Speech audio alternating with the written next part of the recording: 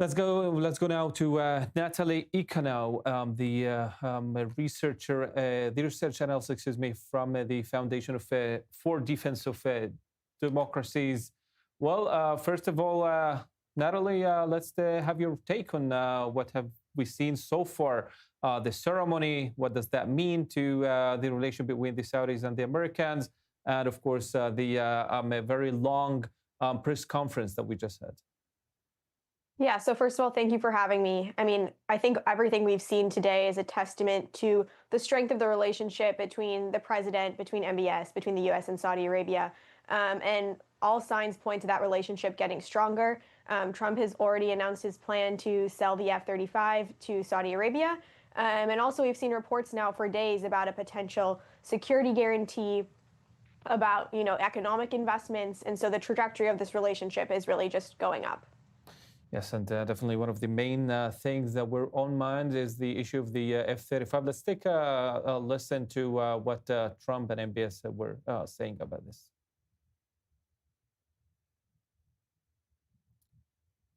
Yes, maybe we're having when you look at the F-35. Yeah, so we're having some. This is a great ally, and Israel's a great ally. And I know they'd like you to get planes of reduced caliber.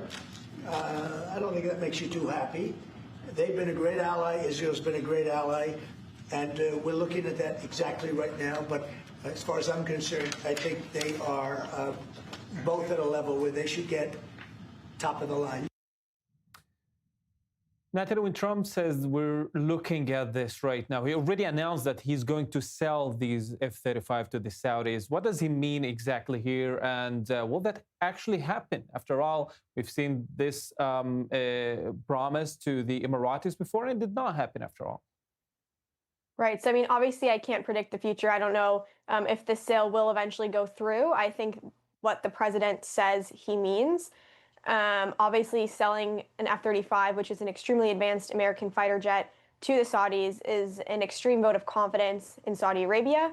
And that doesn't come without risks. I mean, it's American policy to maintain Israel's qualitative military edge. As far as I know, the way the technicalities are going to work out, selling these jets to Saudi Arabia is not going to put Israel's qualitative military edge in jeopardy.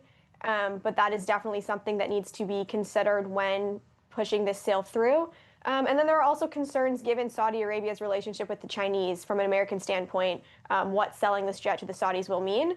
But I definitely think this is something to, monitor and definitely has the potential to come to fruition. Yes, and a lot in Israel are actually speculating that this could be actually part of a deal for some normalization with Israel later on. And let's take a listen one more time about from MBS himself talking about the Abraham Accords and the possibility of joining them. We believe having a good relation with all Middle Eastern countries is a good thing, and we want to be part of the Abraham Accord. But we want also to be sure that we secure a clear path of two-state solution. And today we have a healthy discussion with Mr. President that we're going to work on that to be sure that we can prepare the right situation as soon as possible to have that. I think we're, I don't want to use the word commitment, but we've had a very good talk on the Abraham Accords. We talked about one state, two state. We talked about a lot of things in a short period of time. We'll be discussing it further, too. But I think you have a very good feeling toward the Abraham Accords. Yes, definitely, Mr. President. We want peace for the Israelis. We want peace for the Palestinians. We want them to coexist peacefully in the region. And we will do our best to reach that day. It's very positive from both of them, but we know that the Saudis are still demanding some credible path for a Palestinian state, and they sort of had it yesterday in this UN Security Council resolution with that path that could actually lead to a Palestinian state. Do you think that's enough for bin Salman to maybe announce that he's willing to join or joining actually the Abraham Accords? I mean, I certainly hope it's enough. Seeing Saudi Arabia normalize relations with Israel would be a historic milestone, to say the least. I fear that the Saudis will want something more tangible in terms of a commitment from the Israelis towards moving towards a two-state solution. We've seen, motions or gestures happen in the past, and that hasn't been satisfactory. I think the key thing with normalization, though, to remember from an American perspective is that security guarantees and sweeteners as such should still be tied to normalization. That's a standard that the Biden administration set, no security guarantee without normalizing with Israel. And I think that's a standard that the Trump administration should keep.